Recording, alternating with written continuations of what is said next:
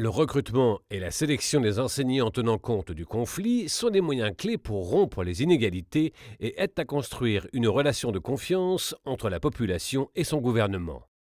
En revanche, si des postes d'enseignants sont attribués à des gens qui soutiennent certains partis politiques ou autres groupes, les tensions entre les groupes peuvent être plus fortes et provoquer d'autres situations violentes.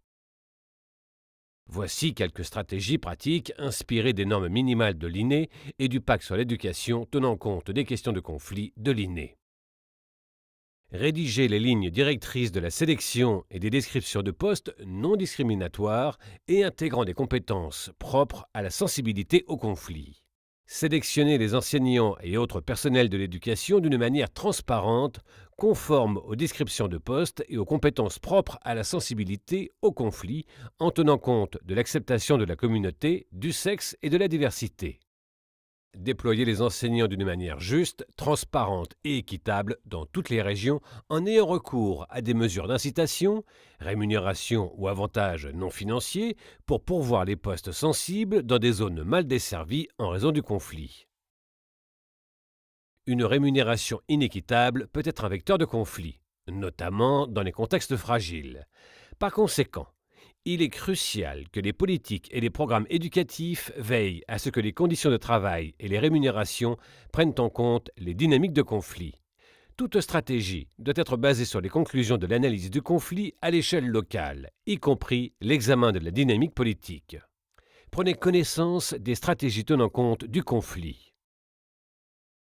Fournir une rémunération stable et équitable aux enseignants et autres personnels de l'éducation de toutes les régions et de toutes les classes sociales, c'est-à-dire la population locale, les réfugiés et les déplacés internes. Ceci pour éviter les rémunérations incohérentes et irrégulières pouvant susciter le mécontentement et des conflits. Coordonner les systèmes de rémunération et les conditions de travail avec le gouvernement, les ONG, le cluster éducation et les syndicats d'enseignement dans le but de soutenir un système de prestation de services éducatifs stable et à long terme.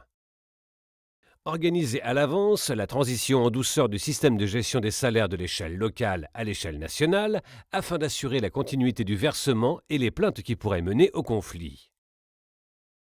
Les mécanismes d'appui et de supervision des enseignants et autres personnels de l'éducation sont cruciaux pour établir un corps enseignant équitable et de qualité. Le soutien apporté au développement professionnel des enseignants et la réponse donnée à leurs besoins ont un effet stabilisant sur le corps enseignant et prévient les griefs qui pourraient contribuer au conflit. Regardons quelques stratégies tenant compte de la notion de conflit.